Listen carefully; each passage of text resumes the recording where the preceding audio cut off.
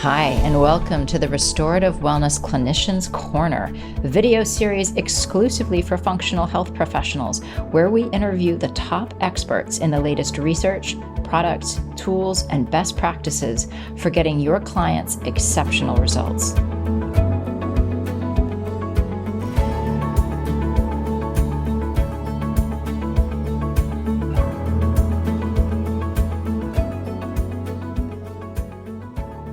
Welcome, everybody. I am super excited for tonight's episode of the RWS Clinicians Corner. We have with us Kevin Ellis, better known as Bone Coach. He is a Forbes featured integrative health coach, podcaster, and the founder of bonecoach.com. Through a unique three-step process and a world-class coaching program called the Stronger Bones Solution, he and his team have helped thousands of people with osteopenia and osteoporosis in over 1,500 plus cities, amazing, around the world get confident in their Stronger Bones plan. His mission is to help millions of people with osteoporosis build stronger bones and to help our children and grandchildren create a strong and healthy foundation so that they can lead long, active lives. Kevin, welcome. Thank you so much for having me here. I'm looking forward to this. It's going to be a good conversation. This is going to be super fun. So I always like to start out with personal story. Sure. And I'm really intrigued to hear yours because, here, I'm sure I'm not the only one. When I first learned that your specialty is supporting not only, but primarily post-meno female with bone health, here you are, a young strapping male practitioner, not necessarily, we often sort of deals with so to speak. So what is it about bone health, osteoporosis, osteopenia? Tell us your journey and how did you get involved in this specific space? Yeah, because it's not typically your younger male that's talking about bone health and osteoporosis. Yeah, so for me, I mean, just like so many of us that entered into the health space, mine was driven through a personal journey. And I would say that my personal journey started even before I was born. My mother was 5 months pregnant with me. My father was told he had cancer. And 2 months after I was born, he passed away. And he was 35 years old at that time. So my entire life, I had this fear that I was going to follow in those footsteps to an early grave and not be there for my kids. So my father, he was a Marine, and he spent 22 months in Vietnam, survived combat, but he got cancer from Agent Orange, of all things. It was defoliant sprayed on the troops, caused a lot of issues. Some people here may be familiar with that, but caused a lot of issues, and some of that has generational impact as well. And I ended up going to the Marine Corps to follow in his footsteps. When I came out of the Marine Corps, I had a ton of different health issues. I had high stress, poor sleep, chronic digestive issues. Some days I could barely even get out of bed. My energy just wasn't there. I was diagnosed with celiac disease. So I had been malabsorbing nutrients for many years. And obviously my body still needed those nutrients to execute its daily functions. And when it wasn't getting them, it was going to the largest reserve of minerals that we have, which are our bones, and it just pulled from mine. And I subsequently was diagnosed with osteoporosis right around 30 years old. And at the time when I got that diagnosis, I was shocked because they're like, hey, you have celiac disease. Has anybody done a bone density scan on you?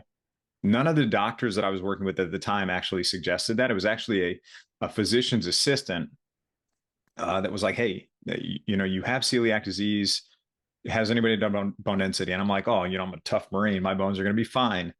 Sure enough, they weren't. So they sent me a letter in the mail that said, you have osteoporosis, go on a gluten-free diet. And I remember I knew that I had heard of osteoporosis before just because, mothers, aunts, grandparents, that's typically who you're thinking about. Maybe you knew somebody who had a fracture or something. Yeah. I knew kind of what it was, but I Googled it. And I was looking it up, and it just said basically fractures and medication dependence were going to be my future. And I was just terrified. I was terrified that I was going to leave my kids without a father. So that was like my rock bottom when I was bawling my eyes out on the couch that night across from my wife.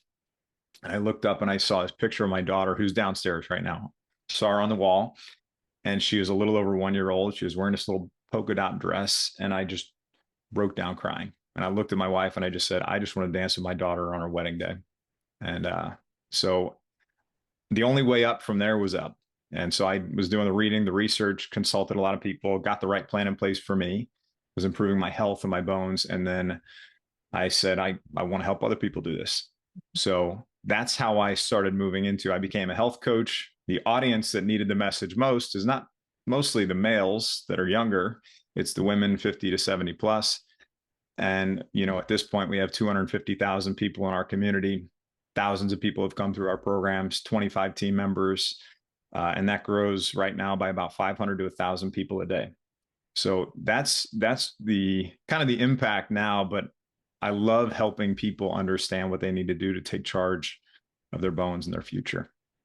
It's a powerful story. Thank you so much for sharing that. I would love to start with just basic definitions to make sure. I mean, we're a group of practitioners here, but I think it never hurts to just make sure we're 100% on the same page. So can we just start off with some formal definitions? The difference between osteopenia, osteoporosis, how common these are, and how would an individual know if they can have it? And I'm going to add to that. I'm adding a lot of questions here. I can guide you through one by one, but adding to that, as a clinician, when should we be thinking about this in our clients? Maybe outside of just, we think of it with post-meno female clients, but is that the only time we should be thinking about it? So let's start off with those definitions of osteopenia and osteoporosis.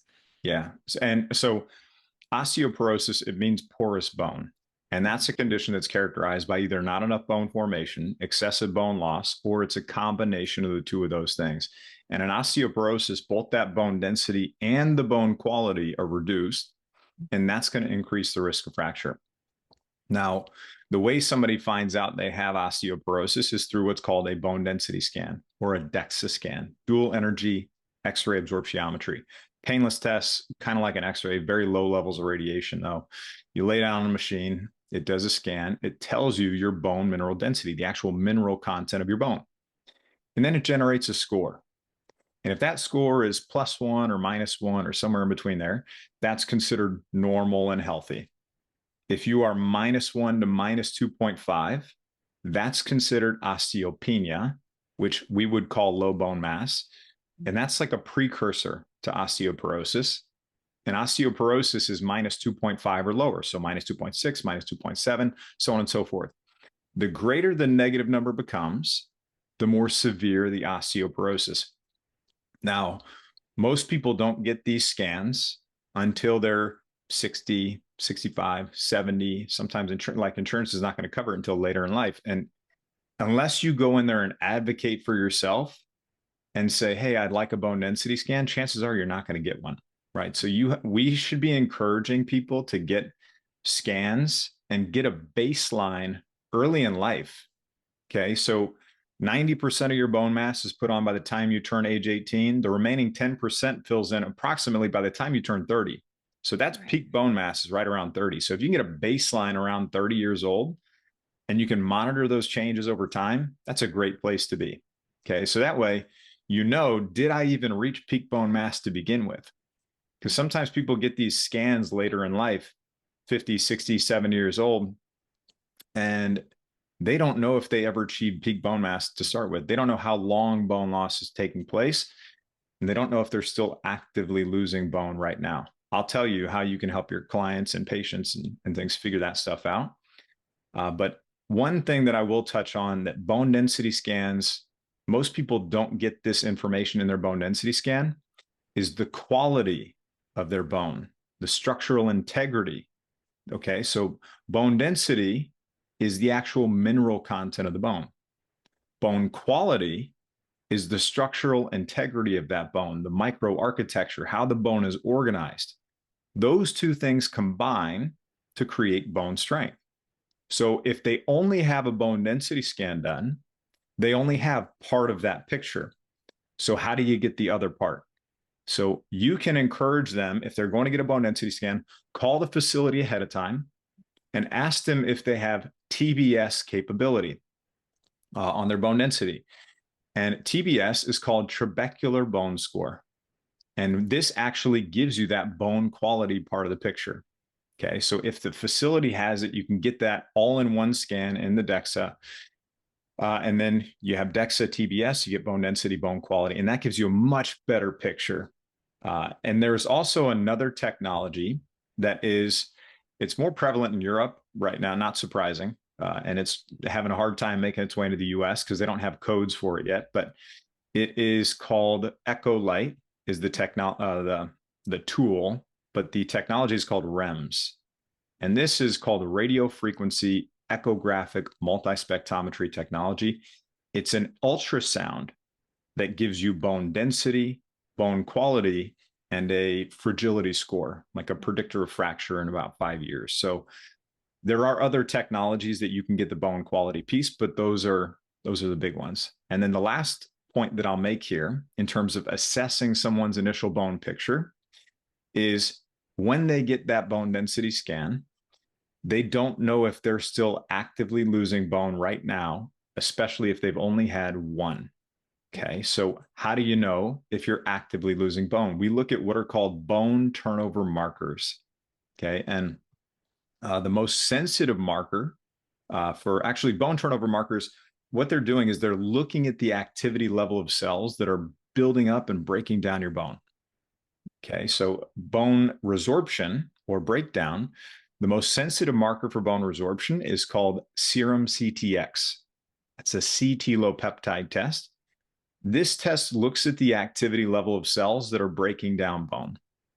And if that activity level is elevated or even really high, so we're talking, if you're getting into 600, 700s, especially 800, 900 above on those numbers, that can be an indicator of active bone loss and a root cause issue that needs to be addressed.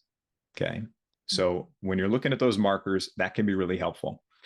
If you're getting bone resorption part of the picture, you also want to get the other side. You want to get bone formation too. And there are bone formation markers. The most sensitive marker for bone formation is called P1NP. That's procollagen type 1 N-terminal propeptide.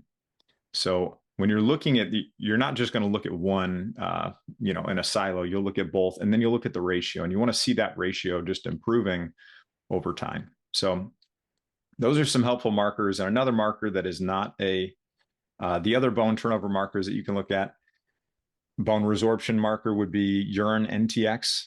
That's another one. For bone formation, you can look at osteocalcin. You can look at bone-specific alkaline phosphatase. So when people get their comprehensive metabolic panel, the ALK phos is in there. If there's an elevation in the ALK phos, you can look at the isoenzymes, right, to understand if it's coming from the gut, the liver, the bone. Bone-specific alkaline phosphatase can help you understand that part of the picture too.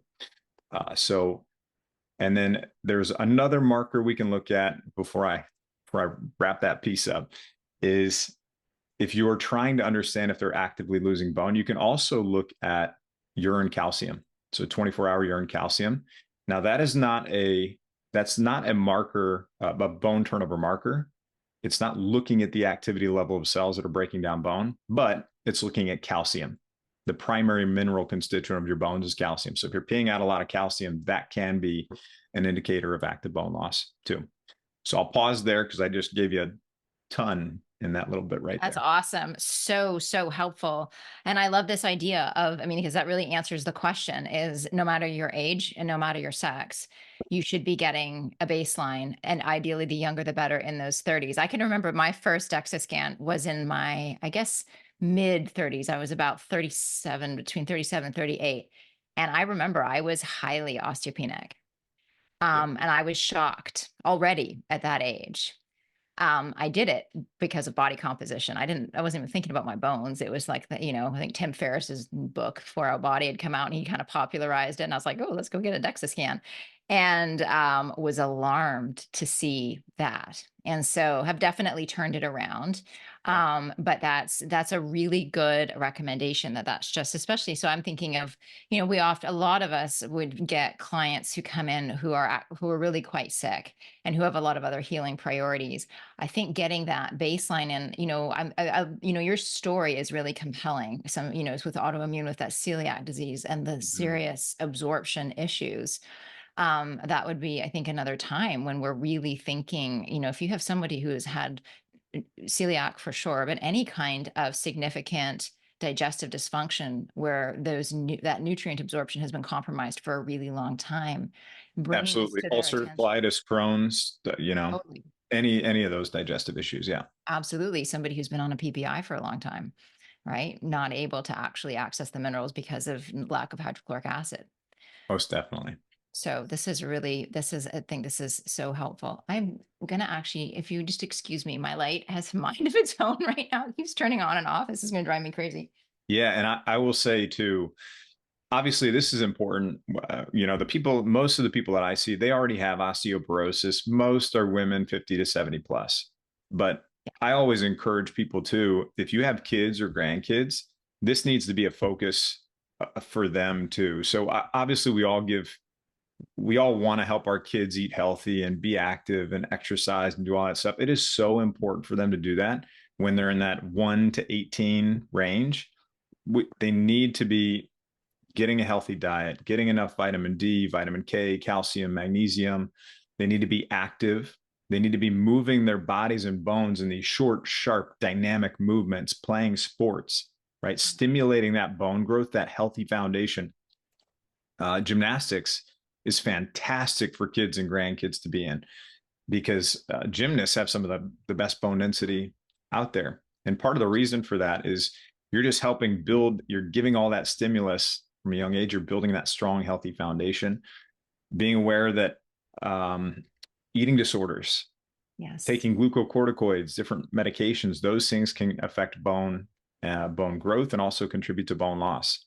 So just being aware of those things and helping our kids make better choices as they're growing up, that's only going to add on an extra 10, 20, 30 years to the end of their life. And one of our team members, she's been an osteoporosis exercise expert for like 20 years. And she advises the largest bone health organizations out there. She says osteoporosis is a pediatric condition with geriatric manifestation. Oh, So, wow. we got to think about these things from a young age too. Yeah. Yeah, that is striking because we think about, I think everybody here thinks about nourishing our kids, making sure they're getting exercise, but I personally have never made the connection to bone health. Yeah. And thinking about that very specifically from that young an age. So that's incredibly helpful. I want to actually, now that we're talking about age, is there a point at which it is too late to turn these things around? There's this sort of perception that, well, it's just part of getting old. It's a perception with so many different things. But it's just part of getting older. It's just something that we have to live with. And, do you see either a cutoff based on age or based on progression of the disease process, at which Yeah. it's like, there's nothing we can do here? Great question. I'll start with you can build bone and you can build bone without medication. That's one of the things that people come and ask the most is you can do that. You can do it through diet, through lifestyle, figuring out and addressing root cause issues. If you're adding in bioidentical hormone replacement therapy too, that can even help. There are other things that can play into that, but you can absolutely build bone. So it doesn't just have to be you hit 30 and then you just have this gradual decline. We see people building bone density and improving their bone quality all the time. Okay, so you can do that. Now, is there an exact age where it just stops? I don't know if there is an exact age. I don't know exactly what that age is. But I can tell you that as you get older, it is harder to rebuild bone. The process becomes less efficient. There are fewer cells involved. So the earlier you can take action and do things, the better. The earlier you can encourage people to go get a test, understand where they're at, and then start making changes to move in that positive direction. The earlier you can do that, the better. Time is definitely in your favor. That's great. That's great.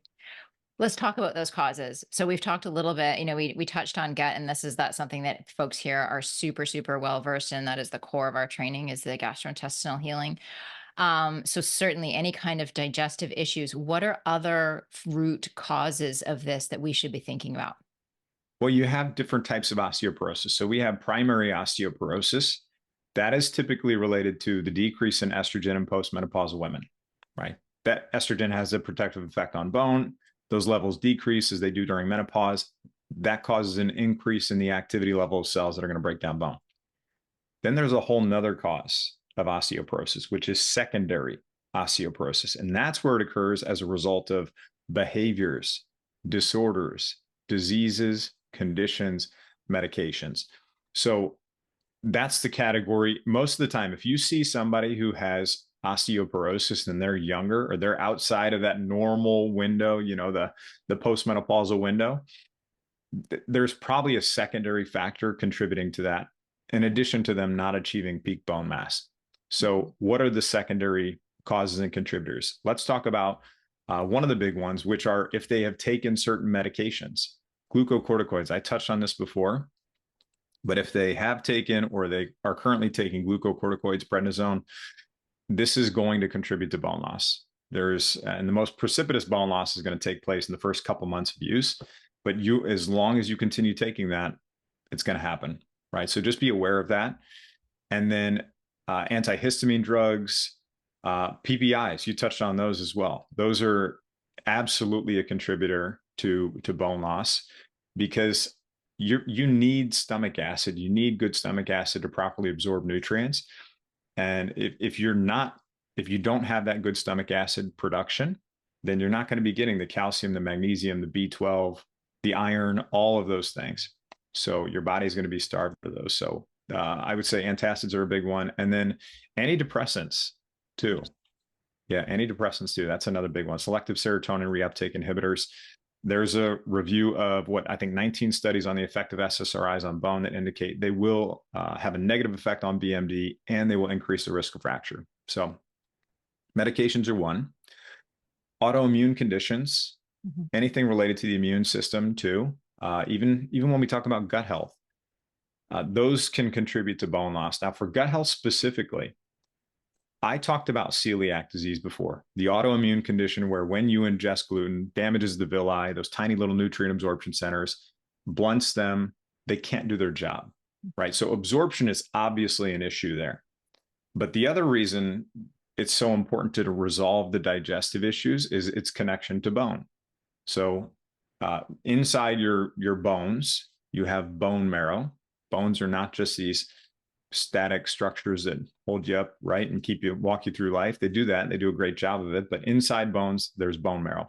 Bone marrow produces 95% of the blood cells in your body. So if you need help with preventing bleeding and clotting, platelets are going to help with that, right? If you need help with carrying oxygen to the body's tissues, carrying carbon dioxide away from the tissues back to the lungs, red blood cells are going to help with that. But if you need help with fighting infections, healing wounds, anything related to the immune system, that's where white blood cells come in. The cells that break down bone are a form of white blood cell. So anything that's stimulating the immune system is speaking in the same language as the cells that break down bone. Where does 70% of your immune system reside? In your gut, right? So if you have digestive issues, it's not just a matter of addressing them from an absorption perspective, it's also a matter of addressing them for the immune system perspective too. That's fascinating. That is fascinating. More evidence for why we start with the gut. Start with the gut. Always, always, always. So we treat the gut, or I say treat, I'm not allowed to say treat, I don't know, but we resolve issues in the gut. Let's talk about basic dietary pieces, right? Foods to really prioritize, foods to avoid. Now we're, community of nutrition professionals. So, we're not recommending people eat gluten. We're pulling out sugar. We're recommending either low or no alcohol. We're often pulling out all grains, often pulling out all dairy, processed oils. So those things. Within that, are there specific foods that we really want to prioritize, both for building bone and having nice, strong, healthy bones? And are there foods that we should be careful of that could speed the bone breaking down process? Yeah. So let's even start with, from a macro perspective, protein is a lot of people that are having issues with bone loss, they're not getting enough protein. Either they have absorption issues with protein, which can be resolved by helping support the digestive system, or they're just not taking enough in. Either they forget to eat or they're doing too much fasting. Okay, so this is, I know intermittent fasting comes up a lot, and that's important to do some fasting. But if you are constricting that window too much, you're not giving yourself enough time to get enough protein that's going to help with stimulating muscle growth, that's going to help with stimulating bone growth. You're not giving yourself enough minerals and nutrients too. So there's a point where you can do that too much. So OMAD is probably not the right approach for somebody who has osteoporosis. Sorry, I had to decline an incoming FaceTime call. That's my wife probably asking about our kids. Okay, so protein is really important. Yeah. Okay. And then if we're talking about how much protein in a given day, try to aim for about, if you can get people to 30 grams per meal, that's a good starting point. And breakfast doesn't have to be like breakfast food. It can actually be meat or eggs and things like that. Actually, this is probably the wrong group to educate the basics for, but you get what I'm saying. Protein is really important. So try to get 30 grams a meal, a couple meals a day. That can be really helpful for people. Calcium, vitamin D. When people are told that they have osteoporosis, just know that their doctor, that's the first thing they're recommending. Calcium, vitamin D, go for a walk, take a bone drug. We'll see you in 2 years for your next bone density scan. That's the conversation that they just had. Right. So you, as their supportive practitioner on their journey, just be aware that that's where they're coming from. Mm-hmm. So there's a lot more. Are vitamin D and calcium important? Absolutely are. Check the levels first, 25 hydroxy vitamin D test, see where they're at.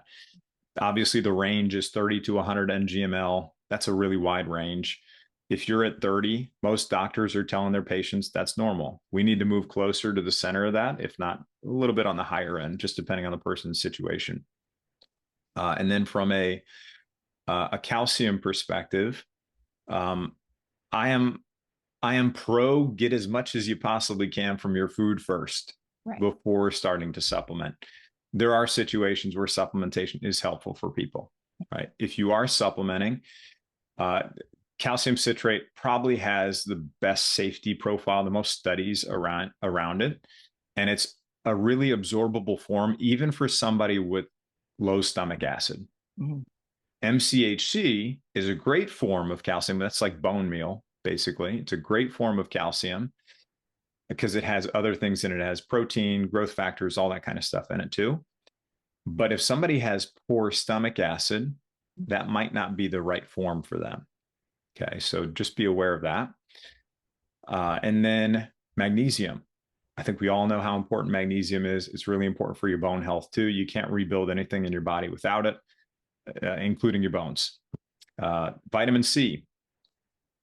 I would say vitamin C is important for obviously all the other areas of our health. The reason it's important for your bones are your bones are not just made up of minerals. They're this collagen protein matrix structure. Okay, so your bones are 50% protein by volume. That's another reason why protein is so important, upon which these minerals are laid. So vitamin C is stimulating procollagen. It's enhancing collagen synthesis, and it's stimulating alkaline phosphatase activity. We talked about that earlier. That's the marker for bone building cell formation.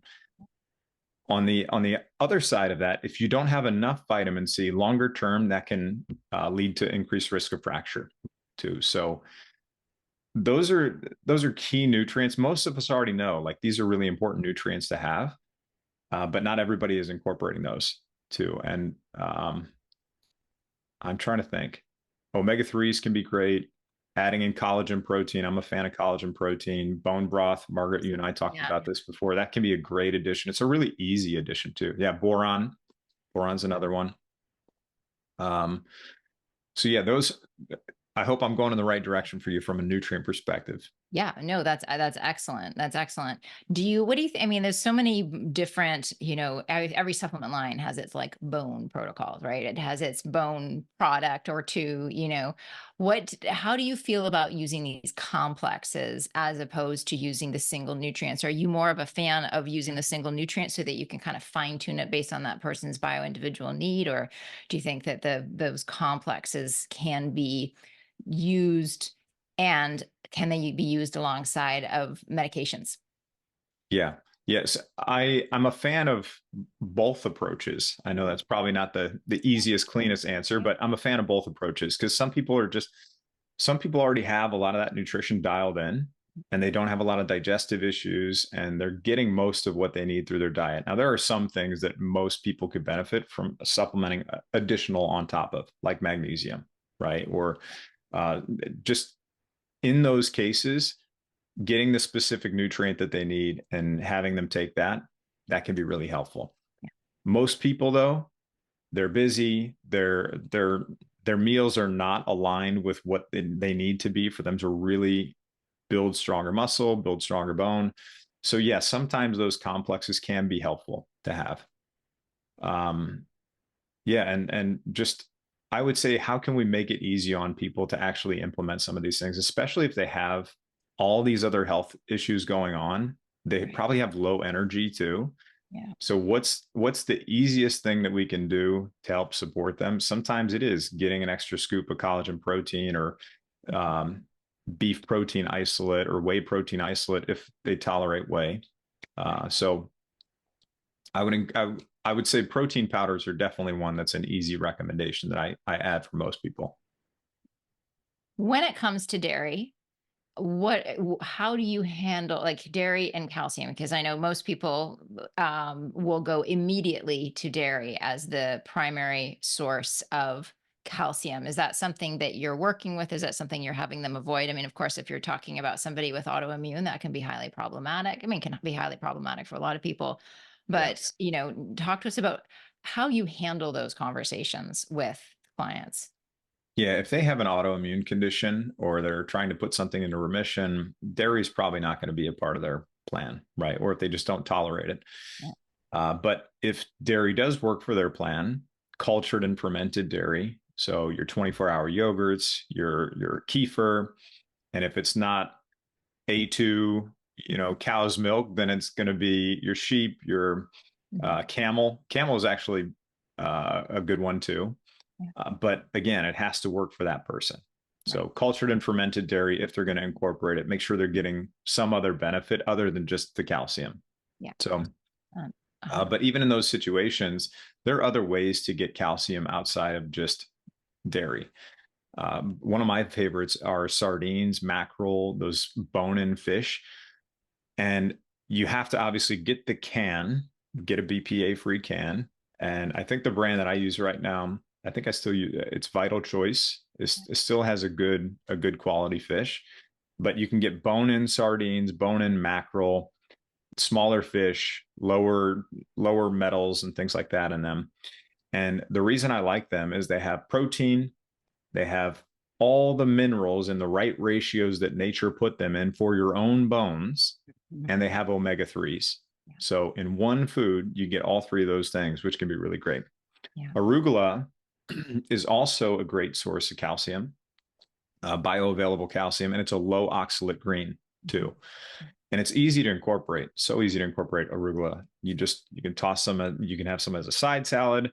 You can saute some on the side, and it's a great addition. So, and it's a bitter food too, so it can help with digestion.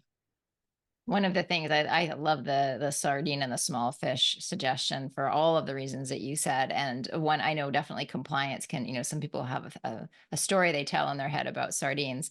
One of the ways that I've had clients use that with great success is to treat it like you would like a tuna fish salad, right? Like make it in the same way. It actually tastes almost the exact same. If you didn't know that it was sardines, you wouldn't know.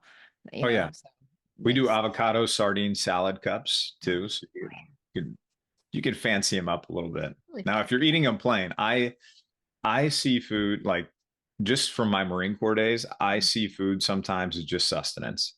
So I can just eat it out of a can just fine. Now, if most of your clients are not going to be like that, they're going to be like, oh, that's disgusting. I don't like the smell. I don't like the taste.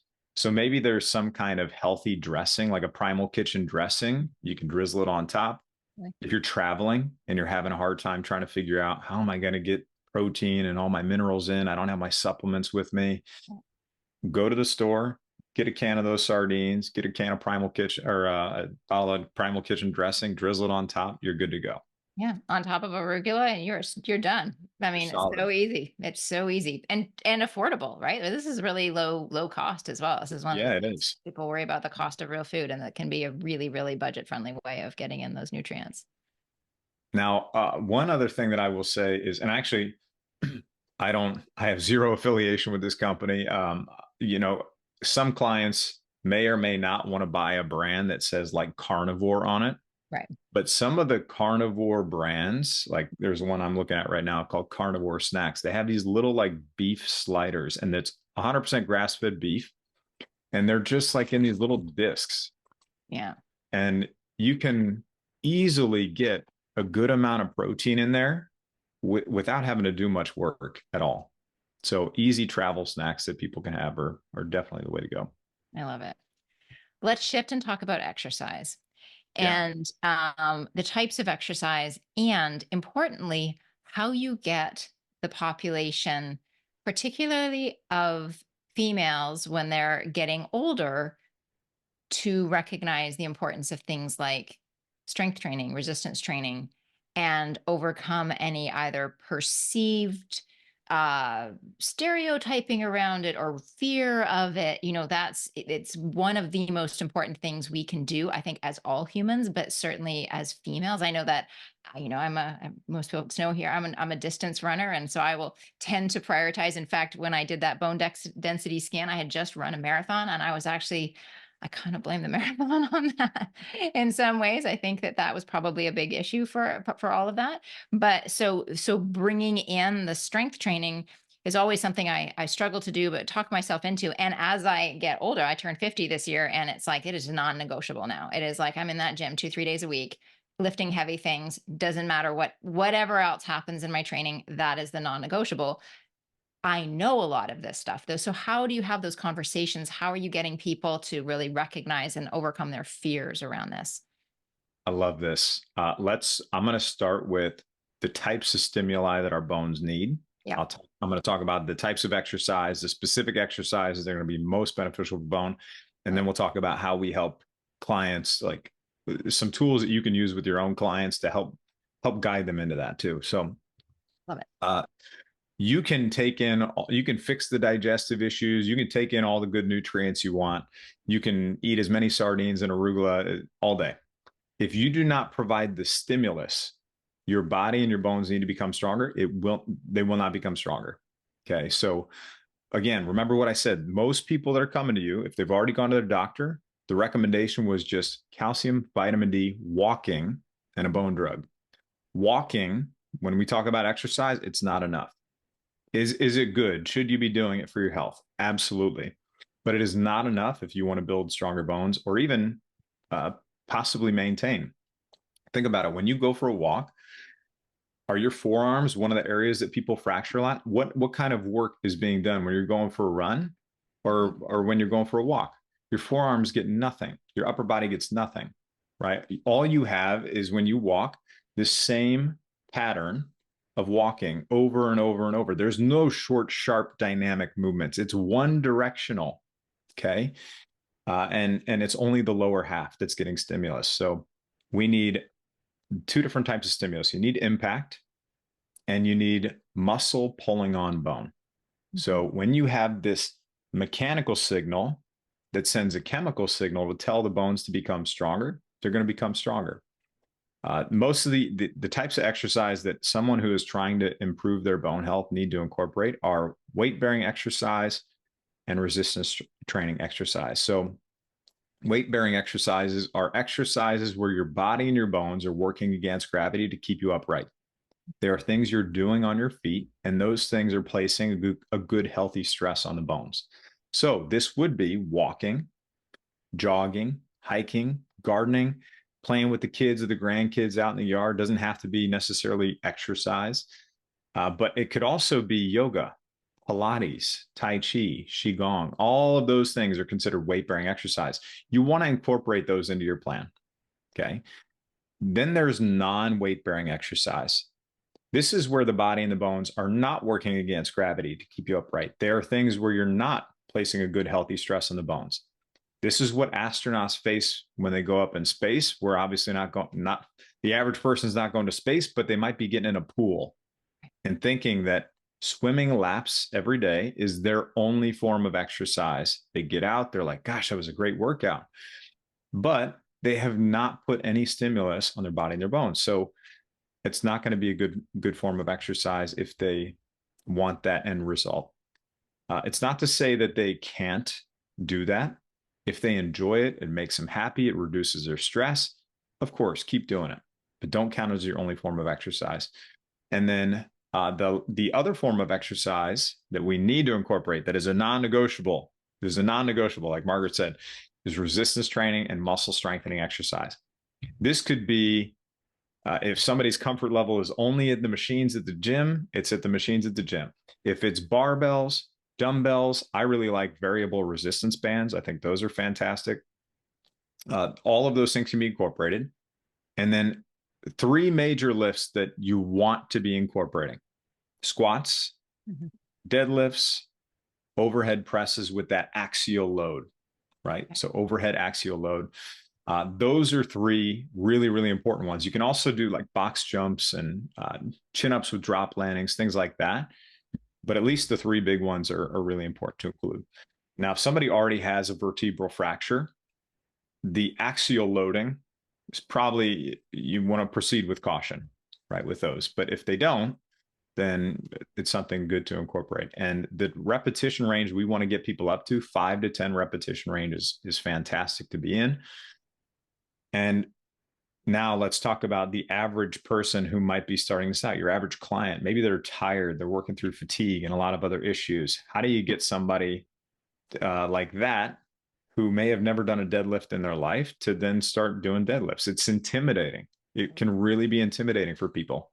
So just tell them, like, look, hey, you don't have to start deadlifting the most amount possible from day one.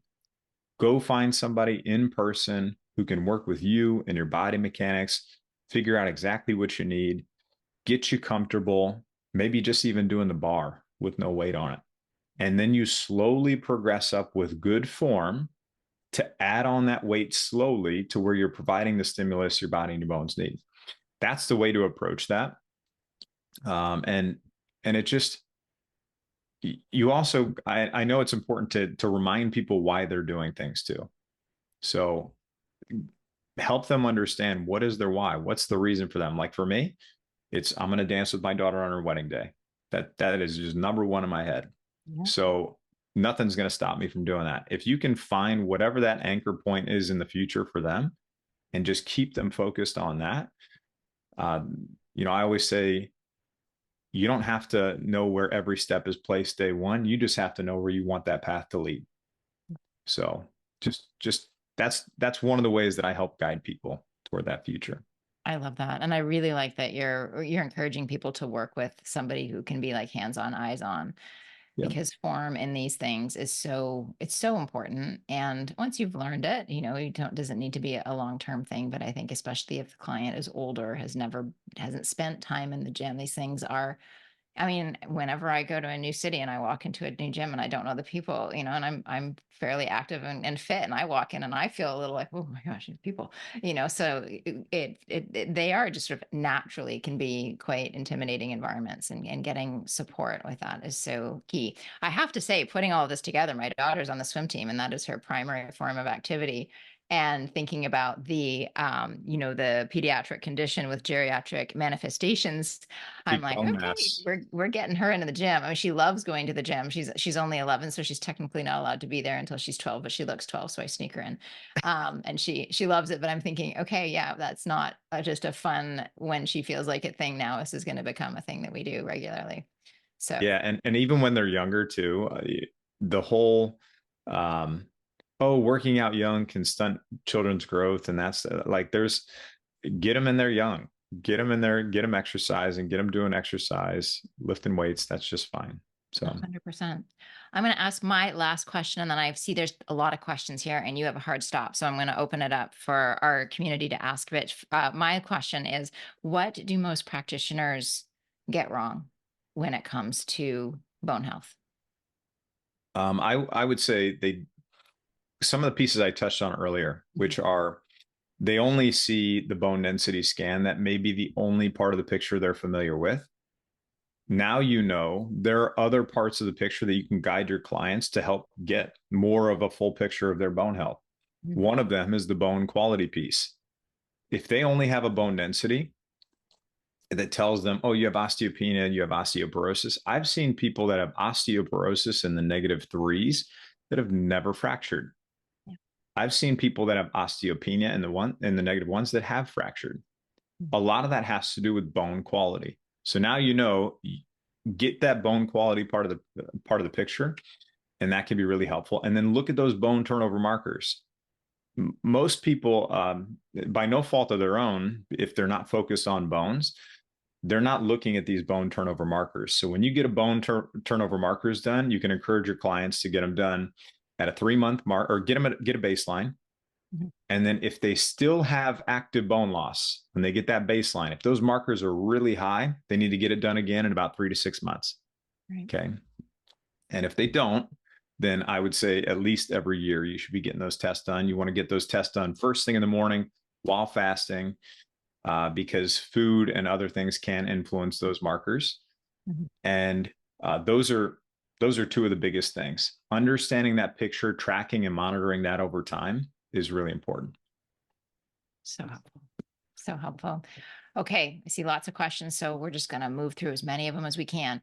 Sounds Joey's good. asking, if your doctor won't run a DEXA scan, where can you go to get one? And also, how much does it cost out of pocket on average? You can go to external radiology groups sometimes, and some, I can't remember the exact amounts, maybe 75, 100, 115, something like that, to get some of those done outside of a doctor's office. But I think you might have to have something in writing to go to an external radiology group too, but you can go outside of them though. There's also a group called DexaFit. I know, and that I'm sure they're not in every single location, but there are offices all over the US that you can it's, I think it's a franchise of some sort that you can go, and they do that. They do VO2 max testing. It kind of depends on the facility you do, but that can be another one too. And I feel like it was like 120 or 130. It was very reasonable and easy to book and all the things. So yeah. Ananya is asking, can you recommend, out of all of the tests you mentioned earlier, which ones are a must? And she also asks about frequency, but you just answered the frequency question. So which of these, are there any that is just like an absolute must? Yeah. From a bone turnover marker perspective, serum CTX, the CT low peptide test, that's number one. That's the most sensitive marker for bone resorption. From a bone formation perspective, P1NP, procollagen, type 1, N-terminal propeptide. That's the 24-hour urine calcium. Okay. Then I would look at most of your clients are already going to get a CBC, the complete blood count. Get them a comprehensive metabolic panel. Vitamin D is important. Now, if we're looking at vitamin D, you also want to look at your parathyroid levels. Right? We already got a comprehensive metabolic panel that has calcium in it. Now you get a vitamin D, 25-hydroxy vitamin D. Now you look at your parathyroid levels. So parathyroid glands, their whole role is to regulate calcium in your body. And if that calcium, here's a diagnostic note that you may not be familiar with. If calcium is persistently elevated over 10, and you continue to see this, that's not normal for somebody to have calcium over 10 long-term. Okay. They could have a parathyroid tumor. These are benign tumors most of the time, but they're causing calcium to be pulled from the bones and go into the blood. So the only known treatment for that right now is to have that parathyroid tumor removed, but you'll be able to spot that if you look at the calcium, the vitamin D, the PTH. You got to get them all done at the same time. So that would be another really important one, because we do see a lot of people that have parathyroid tumors that have osteoporosis. TSH, GFR, and testing for celiac disease. Those are some of the most important foundational ones too. Thank you. Yeah. Thoughts? Robin asked, thoughts on algae cal? I feel like all my clients are suddenly asking about this or talking about it because of our Instagram ads. Yeah. They've got a ton of ads out there and a ton of stuff. So I'm not opposed to algae-based calcium. Now there's different calcium I think that they have. I don't want to speak fully to their suite of products, but I will say from I think they're a basic thing. If it's just algae-based calcium, there's not really any issues with that. And they do have some studies around it, but there are other products that have strontium in them.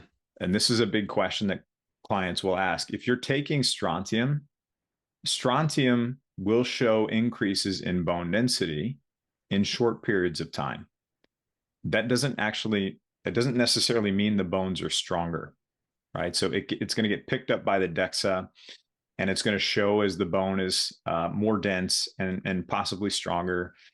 That doesn't necessarily mean the case. It could give almost a false reading. Okay, so I actually don't encourage people to start with strontium. That could be something maybe later on that's added in. I'm not completely opposed to it, but I typically encourage people don't start with that. Okay, get your baseline, get your testing done, figure out your root causes first, see what meaningful progress you can make with all the other baseline supplementation first before you add that in later on down the road, if ever. Okay. That's a major problem as well with a lot of the medications, right? It's building up the density, but it's actually creating more brittle bones overall, even if they're thicker, right? Because it's not dealing with that collagen matrix that you talked about. Yeah, so this is interesting. So again, your patients are told, most of them are told that they should take a pharmaceutical. Yeah. Now, I liken the use of the pharmaceutical for bone drugs as to that old economic adage, there's no such thing as a free lunch, right? Risk, side effects, short and long-term implications with everything we do there. These drugs have a dramatic effect on bone physiology. It's not like taking an aspirin. So there are anti-resorptive medications, there are anabolic medications. The anti-resorptive medications are designed to slow down the activity level of cells that break down bone. Okay, and can they do that? Of course they can, but there are side effects that come with it. Now, bisphosphonates, specifically Fosamax is a bisphosphonate, and that's probably the most common one people know. The safety and efficacy of bisphosphonates is not really well known beyond 5 years. And as you and I are going about our daily lives, doing our daily activities, we're starting to get these tiny little micro cracks and fractures. So when you're exercising, doing chores around the house, you're getting these tiny little micro cracks and fractures. That's normal. Okay. And then what happens is you have cells within the bone called osteocytes that sense that damage and they say, hey, we need to become stronger. So they send out a signal. And that signal is picked up by the osteoclasts. These are the cells that break down bone. And the osteoclasts come in and they scoop out that damaged bone. And then it's a coupled process. Right behind it come the osteoblasts, the cells that build stronger, healthier bone. You can actually slow down that process, especially if you've been on these medications for years. You can slow down that process too much to where you start to accumulate that old, worn, damaged, weakened bone over time. So even if you're taking Fosamax or another bisphosphonate or something like that, and your bone density score is showing as higher or the same, the quality of the bone is not the same. Right. So that's why I clearly wanted to make that distinction of bone density, bone quality, because the quality piece is really what matters. So important. So important. Question here about HTMA, hair tissue mineral analysis testing. Do you see that having a role in all of this? It can. We recommend it sometimes to people too. So yeah, that can be incorporated. Is that already part of a panel or something that you typically recommend for your patients? We actually don't work with it. A lot of functional health practitioners do. We don't. There's some challenges with it. It's also not showing current levels. It's showing excretion. I mean, it's minerals, as you know, are finicky to test for, no matter what. Yeah, so it's not something that we do, but I know a lot of practitioners do work with it. So Yeah, it's not a test that we say, hey, this has to be in your foundational protocol. You have to do it. It's not, but we do recommend it to some people. Alan's asking about SpectraCell with clients who have bone challenges. SpectraCell has, I think they have a good omega-3, test. I think I can't remember. I honestly, I don't think I don't know if we still recommend SpectraCell or not, but I do think they're a decent lab. Yeah. I'll probably reserve any specifics just because I haven't worked with them in a long time. So Right. I'm trying to go off my memory here. Couple folks asking about dosing of calcium per day, Mm. or not dosing, sorry, in terms of supplementation. How much calcium per day does one need? So let's use that not in terms of just supplementation, but in terms of food, etc. I think a max would be if we're just talking about a postmenopausal woman that's trying to rebuild that has osteopenia, osteoporosis, 1,200 milligrams a day is probably the max total from all sources. If you're talking about supplementation, though, the absolute maximum 500 milligrams a day, if even that. Just because as you take more supplementation, you're going to increase your cardiovascular disease risk. You're going to increase your risk of kidney stones. So again, I always try to encourage people, get as much as you can from food first, close the gaps with supplementation, specifically for calcium, if and when necessary. And then if you are supplementing calcium, one nutrient I didn't mention is vitamin K2. So you want to take D, you want to take magnesium, you want to get vitamin C, but you got to take vitamin K2, fat soluble nutrient, so important for bone health. Vitamin K2 activates osteocalcin and matrix GLA protein. That is going to help make sure that the calcium is going to the bones to help build stronger, healthier bones and not to the soft tissues like the kidneys and the arteries. So you have to have K2 in your plan too. 100%. 100%. I think this is going to be our last question. And then I want to give you an opportunity to just share. Actually, you know what? Let's give you an opportunity. I'm super sensitive. You got littles downstairs. They're sliding notes under the door. Are they? Oh, sweetheart. We're good. Okay. Your kids are what, 5 and 7? 5 and 7, yeah. 5 and 7, yes, such a fun age. So question for you. You've got a phenomenal bone health program. We've got a whole bunch of practitioners here. For those who want to be able to send clients to you, the expert in this, tell us a little bit about affiliate program, that kind of stuff. Yeah, totally. So if you are interested in, like, if you have clients and you're guiding them and things like that, you can use what I shared today and help guide them the best you can with what you've got. We also have full programs that are built around this specifically. So if you've gotten them to a certain point, you're like, you know what, they need a little bit more help. We do have a referral program too, an affiliate program. Hundreds of practitioners are already part of this. And, you know, if you're interested in that, if you just send an email to affiliates@bonecoach.com and just say, hey, I saw you speaking on to Margaret's group the other night. You can easily just reach out there and we'll get you the information you need. But we have Stronger Bones Masterclass. We have different resources that people can use to help get them started in their plan. And then if they enroll in a full program later on, we pay out commissions on those too. So everybody that opts in, we pay for, and then everybody that ends up enrolling in programs, we also pay commissions on that too. Very generous. That's wonderful. And when time's time for you to do a practitioner training program, let's talk, because I think it would be wonderful for you to support people on how to do these deep dives into bone health. I'm open to it in the future, maybe after this year. Yeah, you got a few things going on. So well, that's wonderful. Thank you so much, Kevin. This has been absolutely invaluable. Just fantastic information. You know your stuff inside and out. It is really clear. You're doing incredible work. Thank you for sharing with all of us. Thank you for taking the time, especially when you're solo with the 2 littles. Thank your kids for their patience.